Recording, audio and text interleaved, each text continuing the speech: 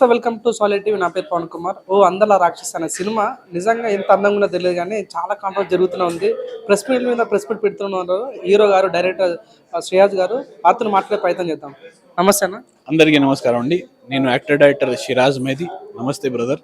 అయితే ఓందల రాక్షసి సినిమా నేను ఎప్పుడో నుంచి రిలీజ్ చేద్దామని ముందుకు వస్తున్నాను, కానీ థియేటర్స్ ఇవ్వట్లేదని సినిమా క్యాన్సిల్ అవుతుంది. కానీ ఈసారి నేను పక్కగా ఒక మంచి డేట్ చూసుకొని నేను ముందుకు వస్తాను. ఇక్కడ ఏంటంటే ప్రాబ్లం, పాలిటిక్స్ ఎక్కువైపోయింది.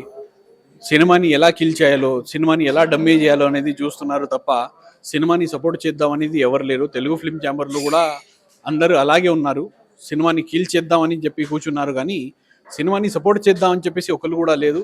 అక్కడ ఎవరు ఒకరు కూడా పవర్ఫుల్ పర్సన్ లేరు. అంటే తెలుగు ఫిల్మ్ ఛాంబర్ ఇక్కడ అవసరం లేని విషయం మనకి అలా అయిపోయింది.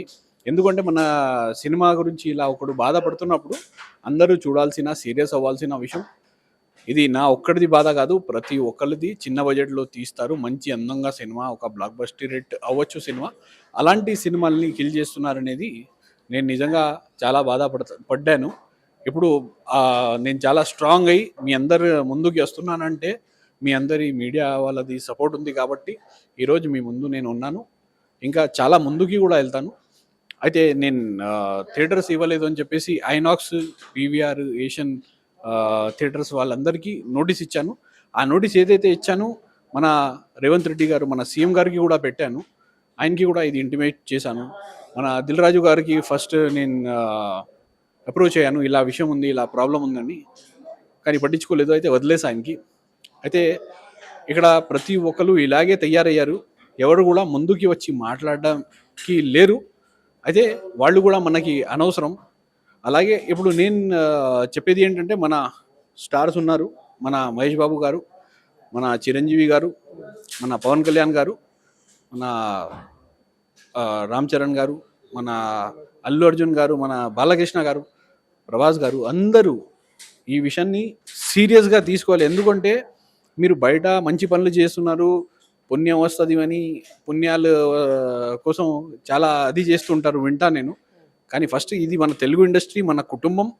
ఇక్కడ చాలామంది బాధపడుతున్నారు. అయితే మీరు ఫస్ట్ ఇక్కడ తెలుగు ఇండస్ట్రీలో ఏం జరుగుతుందో చూడండి. ఇక్కడ ప్రాబ్లమ్స్ ఏంటంటే, ఆడియో నుంచి మీకు satellite, OTT, theatre, Hindi, Tamil, Kannada, Malayalam, overseas ఏ లాంగ్వేజ్లో మీకు బిజినెస్ ఇప్పుడు అయ్యేది లేదు. మొత్తం అంతా డోర్స్ క్లోజ్ చేశారు. ఆ తర్వాత మీకు ఇక్కడ సబ్సిడీ అనేది లేదు. అంటే ఏదైనా సినిమాకి లాస్ వచ్చినప్పుడు ఒక సబ్సిడీ ఉంటుంది, ఆ సబ్సిడీ కూడా లేదు.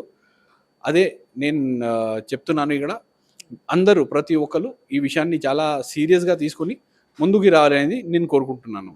అన్న, మాకు ఫిలిం ఛాంబర్ తెలుసు, కానీ ఈరోజు first time Telangana film chamber రావడం జరిగింది. సో మీరు ఫిలిం ఛాంబర్లో పెట్టాల్సిన ప్రెస్ మీట్ ఇక్కడ పెట్టడం గల కారణం ఏంటి? అంటే అక్కడ రానివ్వలేదా? అక్కడ రానివ్వడం అనేది కాదు, కానీ ఎంతైనా పాలిటిక్స్ అనేది ఉంటుంది కదా. వాళ్ళ దగ్గర కూర్చొని వాళ్ళ గురించి నేను మాట్లాడుతున్నా అని చెప్పేసి వాళ్ళకి పాపం బాధ కలిగింది. అయితే వాళ్ళు ఒకటే నాన్ మెంబర్స్కి మేము ఇవ్వను అన్నారు. కానీ నాన్ మెంబర్ అనేది కాదు ఇక్కడ. ఇది ఛాంబర్ అనగానే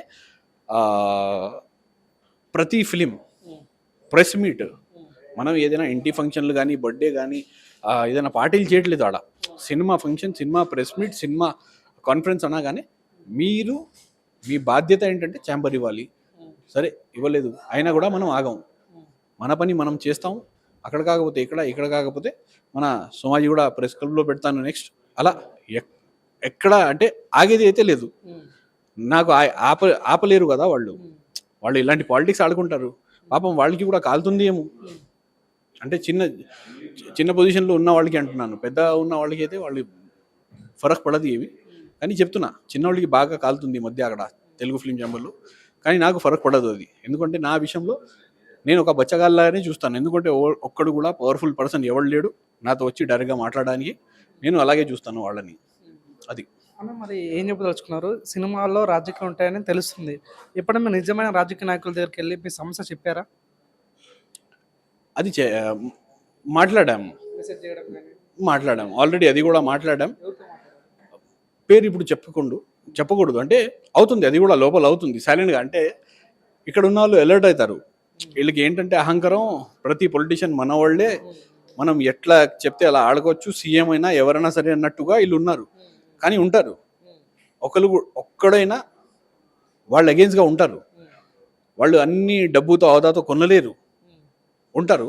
అలాంటి వాళ్ళతో కూడా కలిశాను, వాళ్ళు కూడా ముందుకు వస్తారు. ఇప్పుడు అంతా జరుగుతుంది అంతే చెప్తున్నాను కదా, ఇప్పుడు ఆగేది లేదు ఇది.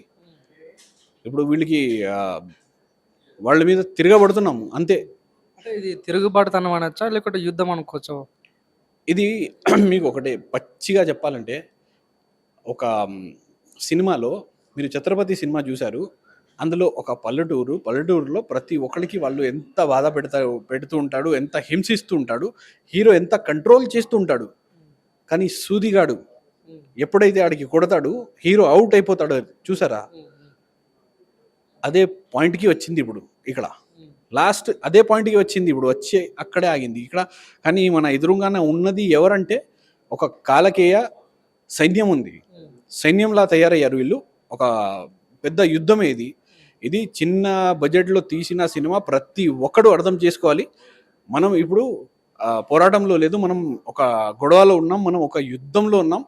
అందరూ రెడీగా ఉండండి, మనం ముందుకు వెళ్ళాలి, ఇప్పుడు ఆగేది లేదు అనేది నేను అందరికీ తెలియజేస్తున్నాను.